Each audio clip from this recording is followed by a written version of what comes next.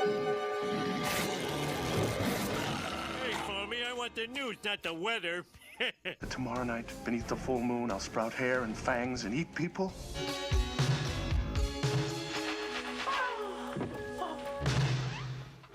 An explanation is probably long overdue.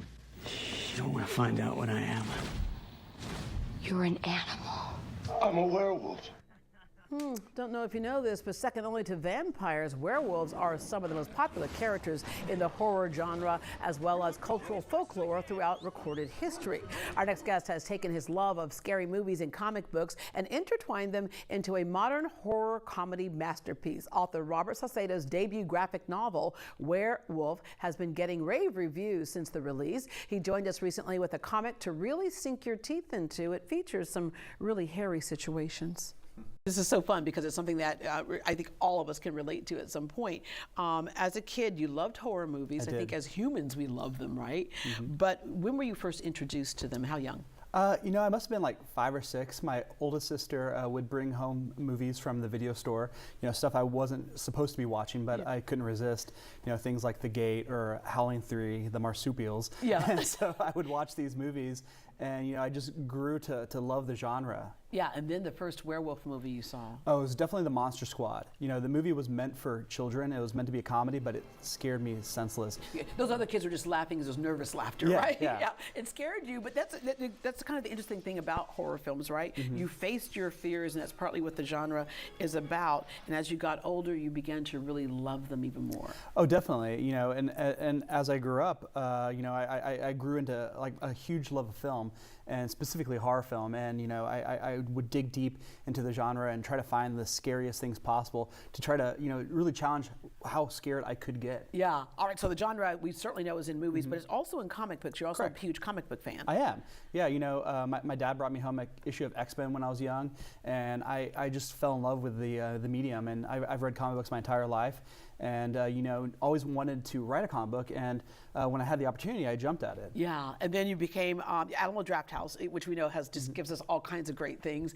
You're such a fan of it, you're like, I want to work there. Yeah, no, I was going to the Draft House every week when I first moved to Houston, and I would bring my resume and just slip it to the manager of the theater. And finally, they gave me a call and said, hey, you know, let's talk, and that turned into a job, and I've been working there for 12 years now. Yeah, in fact, you recently joined the corporate office, so I did. You're like really there.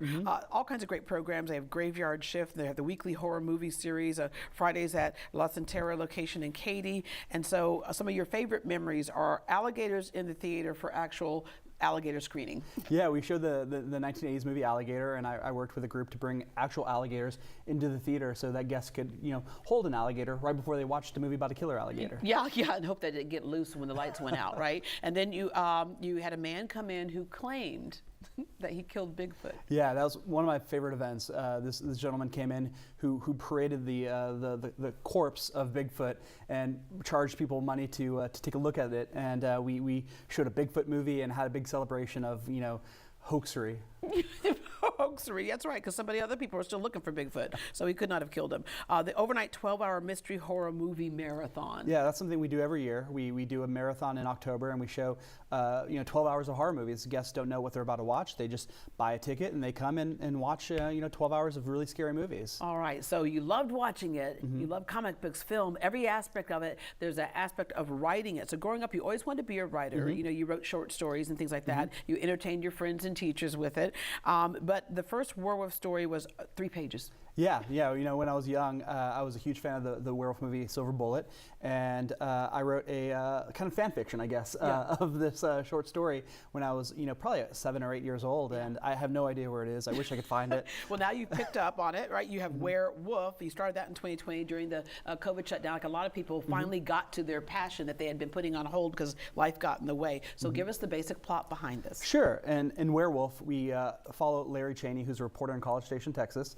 He you know, wants to challenge himself to become a better reporter, and so he goes undercover at a convention to track down a werewolf that's preying upon the convention attendees. All right, so you have to read the book to find out what happens here. You have werewolves across America. You're going on the book tour. Yeah, so you know, as part of my role with the Alamo Draft House, I love presenting movies in the movie cinema, and so I was able to schedule over 20 stops throughout the entire country, everywhere from Brooklyn to San Francisco to LA, and we're going to be showing werewolf films, and I'm going to be signing copies of Werewolf. All right, best advice to people, because it didn't happen overnight for you, obviously, and sometimes you question yourself, and there are people who say no, and then you finally get it published.